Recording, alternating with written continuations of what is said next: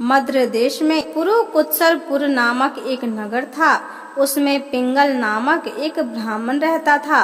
वह वेद पाठी ब्राह्मणों के विख्यात वंश में, जो सर्वथा निष्कलंक था, उत्पन्न हुआ था, किंतु अपने कुल के लिए उचित वेद शास्त्रों के स्वाध्याय को छोड़कर ढोल आदि बजाते हुए उसने नाच गान में मन लगाया।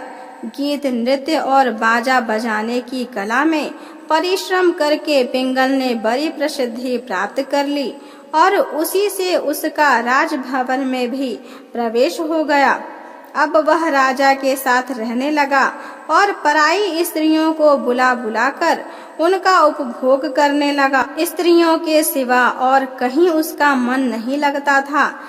धीरे धीरे अभिमान बढ़ जाने से उच्छृंखल होकर वह एकांत में राजा से दूसरों के दोष बतलाने लगा। पिंगल की एक स्त्री थी जिसका नाम था अरुणा। वह नीच कुल में उत्पन्न हुई थी और कामी पुरुषों के साथ विहार करने की इच्छा से सदा उन्हीं की खोज में घूमा करती थी। उसने पति को अपने मार्ग का कंटक समझकर एक दिन आधी रात में घर के भीतर ही उसका सिर काटकर मार डाला और उसकी लाश को जमीन में गाड़ दिया। इस प्रकार प्राणों से वियुक्त होने पर वह यमलोक में पहुंचा और भीषण नरकों का उपभोग करके निर्जन वन में गिद्ध हुआ। अरुणा भी भगदड़ रोग से अपने सुंदर शरीर को त्याग कर घोर नरक भोगने के पश्चात उसी वन में सूखी हुई। एक दिन वह दाना चुगने की इच्छा से इधर उधर फुदक रही थी। इतने में ही उस गिद्ध ने पूर्व जन्म के वैर का स्मरण करके उसे अपने तीखे नखों से फाड़ डाला। सूखी घायल होकर पानी से भरी हुई मनुष्य की खोपड़ी में गिरी। गिद्ध पुनः उसकी ओर झपटा।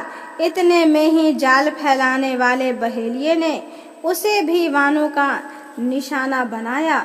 उसकी पूर्व जन्म की पत्नी सूखी उस खोपड़ी के जल में डूबकर प्राण त्याग चुकी थी। फिर वह क्रूर पक्षी भी उसी में गिरकर डूब गया।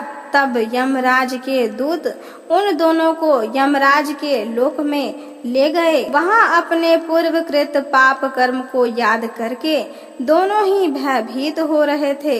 तदंतर यमराज ने जब उनके घृणित कर्मों पर दृष्टिपात किया तब उन्हें मालूम हुआ कि मृत्यु के समय अकस्मात खोपड़ी के जल में स्नान करने से इन दोनों का पाप नष्ट हो चुका है। तब उन्होंने उन दोनों को मनोवांछित लोक में जाने की आज्ञा दी। यह सुनकर अपने पाप को याद करते हुए वे दोनों बड़े विस्मय में पड़े और पास जाकर धर्मराज के चरणों में प्रणाम करके पूछने लगे, भगवान, हम दोनों ने पूर्व जन्म में अत्यंत घृणित पाप का संचय किया है, फिर हमें मनोवांछित लोक में भेजने का क्या कारण है, बतलाइए। यमराज ने कहा, गंगा के किनारे वट नामक एक उत्तम ब्रह्मज्ञानी रहते थे। वे एकांत सेवी, ममता रहित, शांत, विरक्त और किसी से भी द्वेष न रखने वाले थे। प्रतिदिन गीता के 5वें अध्याय का जप करना उनका सदा का नियम था।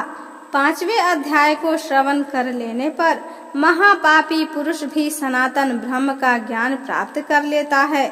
उसी पुण्य के प्रभाव से शुद्ध चित्त होकर उन्होंने अपने शरीर का परित्याग किया था।